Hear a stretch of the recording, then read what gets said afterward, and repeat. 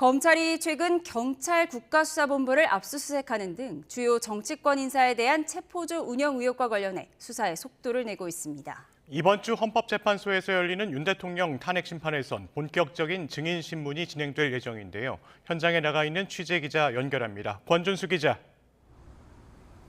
네, 검찰특별수사본부입니다. 네, 검찰이 비상기염 사태에서 체포조 운영을 집중적으로 들여다보는 이유가 있죠. 네, 검찰이 체포조 관련 수사에 속도를 내고 있는데요. 이 비상계엄 사태에서 내란죄가 성립되기 위해선 폭동 행위가 있었느냐를 뒷받침해야 하는데 이 경찰과 군대를 동원해 주요 정치권 인사를 체포하려 한 사실이 혐의 입증에 결정적인 요인이 될 수 있기 때문입니다. 최근 경찰 국가수사본부를 압수수색한 검찰은 오늘도 수사팀 대부분이 출근해서 확보한 자료를 분석하고 있는데요. 이번 주 목요일에 내란 중요 임무 종사 혐의를 받는 조지호 경찰청장과 김봉식 서울경찰청장 등의 공판 준비 기일이 잡혀있기도 해서 체포조 운영과 관련해 정확한 사실관계를 들여다보고 있습니다.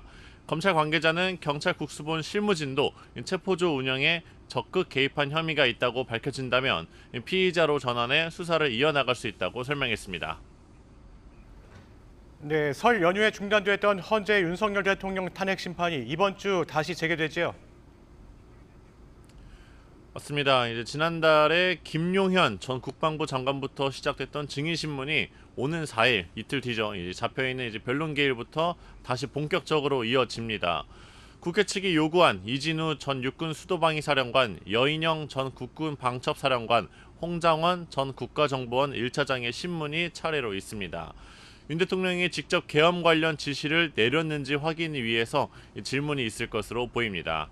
신원식 국가안보실장과 조태용 국정원장도 추가로 증인으로 채택됐는데 다음 주 기일부터 신문이 있을 예정입니다. 앞서 리포트에서도 보셨지만 헌재는 최상무 대통령 권한대행이 마흔혁 헌법재판관 후보자 임명을 보류한 게 타당한지 내일 판단할 것으로 보이는데요. 권한쟁의 심판이 인용되면 구인 체제로 윤 대통령 탄핵 심판을 진행하게 됩니다. 네, 어제에 이어 오늘도 윤석열 대통령 변호인단은 서울구치소에서 윤 대통령을 접견한다고요.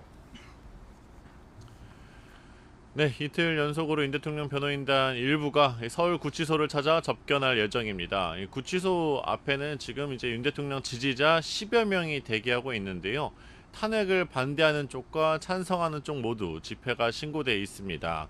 경찰은 양측을 합쳐 500명 정도가 모일 것으로 보고 기동대를 배치해 만일의 사태를 대비하고 있습니다. 지금까지 검찰특별수사본부에서 YTN 권준수입니다.